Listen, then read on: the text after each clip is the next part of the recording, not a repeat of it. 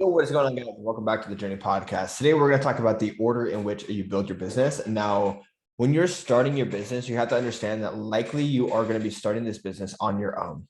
Very rare. And actually, I don't recommend starting any business with a partner. I recommend that if you're going to start a business, you should start it by yourself on your own. And when you need to hire help, but it should never be with a partner. Now, when you're just getting started, it's just going to be you starting this business. And there's so many different things that you need to do when it comes to building your business. For example, with PTBI, we have a 5-pillar process. Pillar number 1 is leadership. Pillar number 2 is marketing. Number 3 is lead gen. Number 4 is sales. And number 5 is delivery. Now, when you're first getting started, guess what? You have to build out all 5 of those moving pieces, but you are only one person. And so you can only focus on one thing at a time and build out one thing at a time. And so I had a client of mine who was getting really stressed and overwhelmed about switching from one task to the other. She was trying to build all things all at once. For example, she was trying to build her back end on the delivery. She was trying to nail down her sales process. She was also trying to get her marketing down, also trying to create content to lead gen. There's just all these moving pieces all at once. And I told her, I'm like, look, it's actually like not going to get you to your goals as fast as you want if you're just trying to build everything all at once. Because the thing is, there are certain tasks in your business that are actually more important than others. And it really is going to come down to a diagnosis, which we'll talk about in just a second. But if you're keeping yourself busy doing unimportant tasks, you actually won't get to your goal any closer than if you're to just focus all in on one task that's going to actually make the difference. For example, if you do not have a lead problem, let's say that you have a lot of inbound leads, you have a lot of organic traffic in the DMs, and you don't have a lead problem, but then you're focusing on lead generation, you don't have that problem. Or let's say that you're focusing on marketing, but then you don't have that problem. You don't have a marketing problem, and so you're going to solve a problem that doesn't exist, and you're going to waste time, and it's not going to even make a difference in your business. Right. Whereas if you have good lead gen, but you're not closing, focus on sales instead. Focus on that, because if you focus on that one skill, it's going to unlock, the block that's going to let people in. And I'll give you an example of how this works. That's what you want to do is a diagnosis, right? So you want to identify, okay, we have leadership, we have marketing, we have lead generation, we have sales, and we have delivery. You want to ask yourself, what is the biggest challenge that I'm facing in my business right now? So if we solve that problem, we would increase revenue and also move the business forward.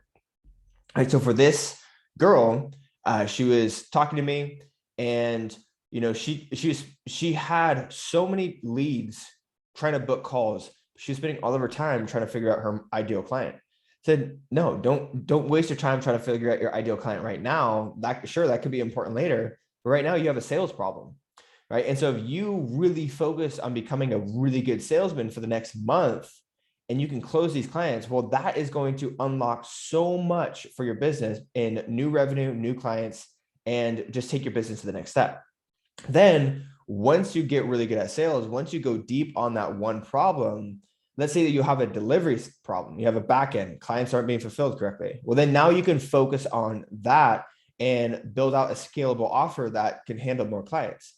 Okay, cool. So now you got your sales down. Now you can handle more clients, but now you don't have enough leads because you can handle more clients.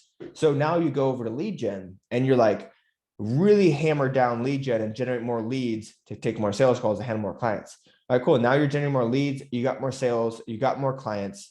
Now what? Oh, you want to target in your market to your ideal client. You want to be a little bit more specific. Now go to your marketing. So you have to run a diagnosis of like, where's the biggest challenge in my business right now? And what can I do? What is the one thing that I can do that would make the biggest return on my time and investment? So this is something that I do with PTBI all the time.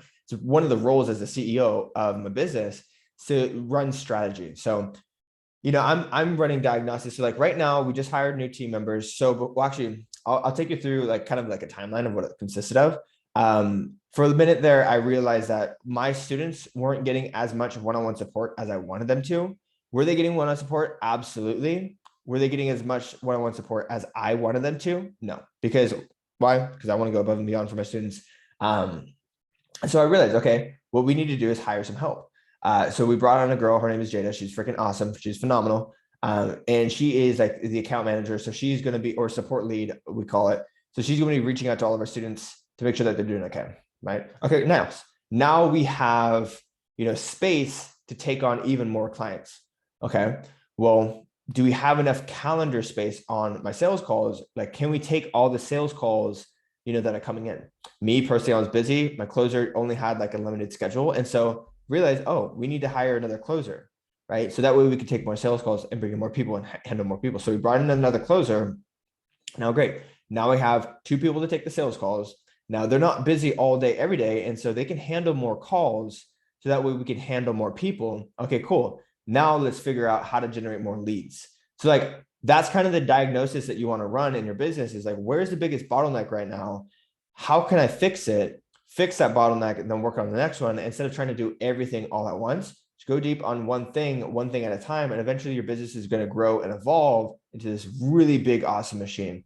So I hope that was helpful for you guys. I hope you took a lot of notes. We'll catch you guys in the next one. Peace.